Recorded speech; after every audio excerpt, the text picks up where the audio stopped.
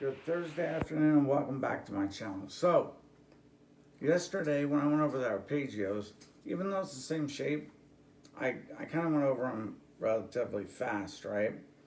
So, what I'm doing today is I just kind of want to make sure you guys really understand, right? So I'm going to play a little bit slower. It's the same pattern, okay? So you don't have to be worried about the pattern changing. You just have to worry about the fingering, right? Because you have to be able to play the arpeggio fairly fluent before you're able to, you know, you want to be able to play it fluent for it to sound somewhat nice. Because if you can't do that, then it's not going to sound right. You're not going to like it. So, like, there's our A, right? So, what you're basically doing is you're taking your A on the 12th fret on the A string, right? Then you're going to go to your 10 on the D string. Then you're going to go to your 14 on the D string.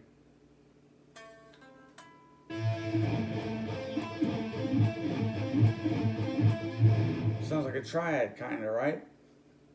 Look at Jip Boy's channel and you'll see. So, you do your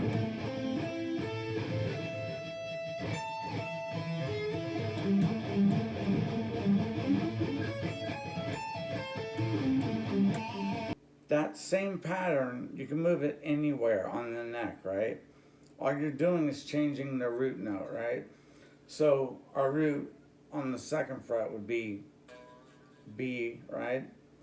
Third would be C, this is all on the A string. D would be your 5th fret. E would be your 7th fret. And then F would be your 8. F sharp would be your 9.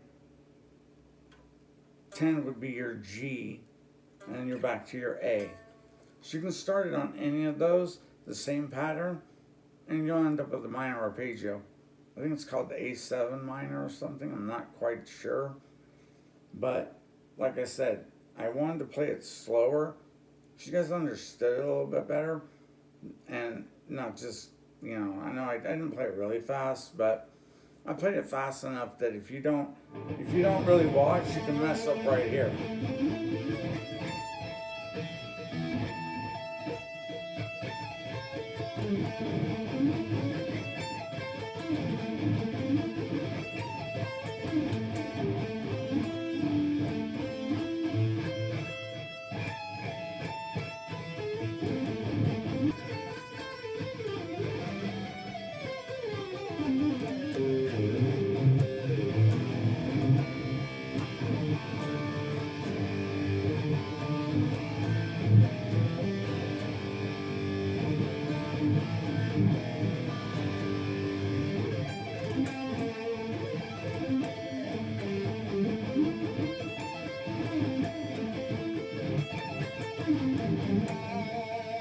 A little bit of shred there in the middle. Let you guys know I still got it. Right? But I'm a little bit older. 1 year older. I'm 55 now. I can still bring it, all you young kids. So anyway, back to the lesson. Like I said, it's going to be 12 on the A. Then you're going to go to 10, 14 on the D. Then on the G, you're going to hit your 13. And then on the B, it's going to be 13. And then on the E, it's going to be 12 to 17 or 12 to 15 as a turnaround. Depends on what you really want, but you don't, it's not set in stone how whether you turn around on 15, right, which is going to be your G, or 17, which is your A, right? Depends on kind of like what fits in the song, right? What works. Because one of them is going to work if you're sleeping, right? So with that being said,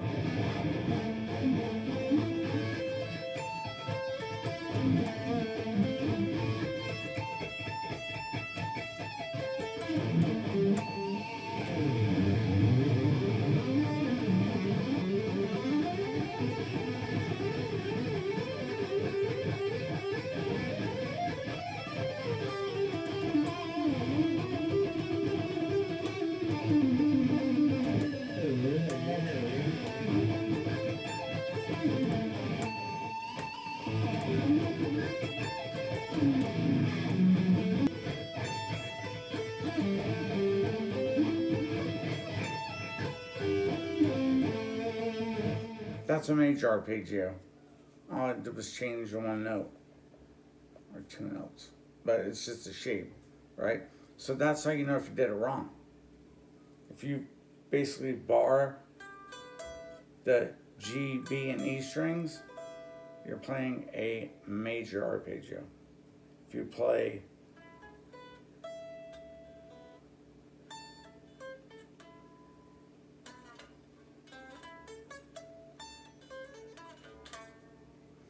you kind of hear that, right?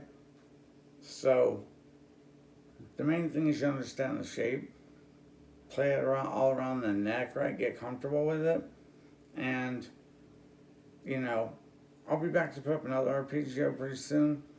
That one's a little bit harder. It's harder because it's the way you turn it around. Because you're playing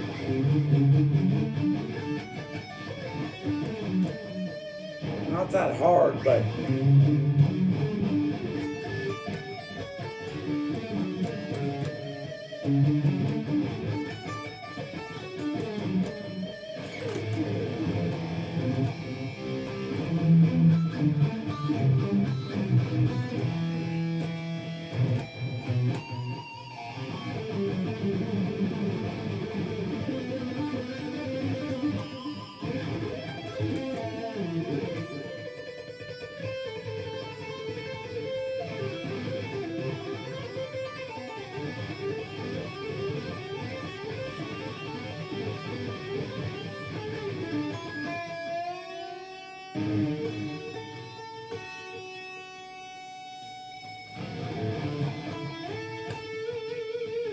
anyway, thanks to all the subscribers, and thanks to all the subscribers for sticking with me.